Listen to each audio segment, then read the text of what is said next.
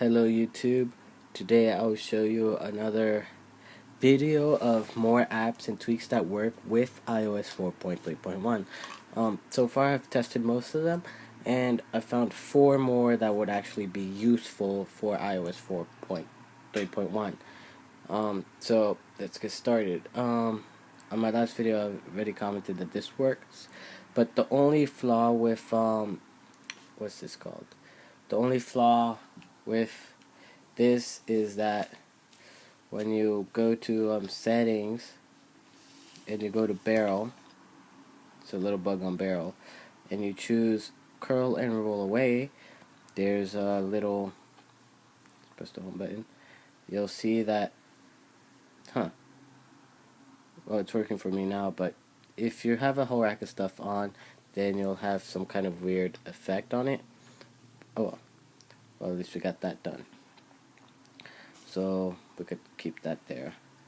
Alright guys, so we're going to show you some of the best stuff you can have now. So as most of you already know or have looked up, there's a new app that's called Alert Artist, and technically all that Alert Artist lets you do is like let you customize your pop-ups. So as you could change the colors and all that, make it look cool. You could change the borders as well. There you go, your borders, then change the color of your borders. You could also shadow. You won't notice it here, but you will when you edit it. You could also change the fonts in which your stuff appears, which is pretty cool. In case you're bored with the same font, so I just changed the title, and if I could want to change the body as well, I could do that. And once you're done, all you have to do is do a live test, and there's your pop-up. Of course, if you don't like if you're not really good at that, then you could use your own. I mean, not your own. There are themes on it. You could use the default theme if you want it back to normal, which looks pretty boring. But I like using the neon black, which looks pretty cool. And let's give a live test, and there you go.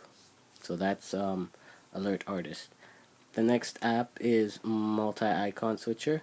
MultiIconMover, and technically all that does is, in case you have a whole rack of apps, you could just say click on 2 and whatever that are checked, you could just press the home button and it'll appear there. Pretty useful one for organizations. I don't think it will work on folders, but no, it does not. So it does not work on folders unless you have all the unless you have, oh, there you go, neon black, unless you have the folder enhancer, but otherwise it won't work. So just make sure you have empty spaces like these two, so you can move 2 at the same time, or all the way at the end you can move a whole rack. So that's MultiIconMover. The next app is Multitasking Time.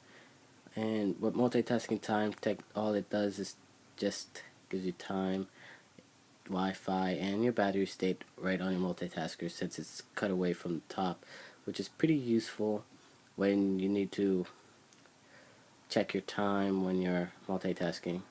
So I really don't use this since I'm using multi-flow. And the last thing I'll show you guys, one of the best tweaks, is pull to refresh Safari. So here we have Google, and say we want to refresh, we could just pull the refresh and it will refresh the page for you. So that's pretty good to have, just in case you don't want to just reach over there and press the Safari button. You could just do that and it will refresh as many times as you want. So that's pretty neat to have. So those are the 4 tweaks I found so far. Most of the others that I have tested out did come out to be a bit buggy, but these are ones that didn't come out to be as buggy as before.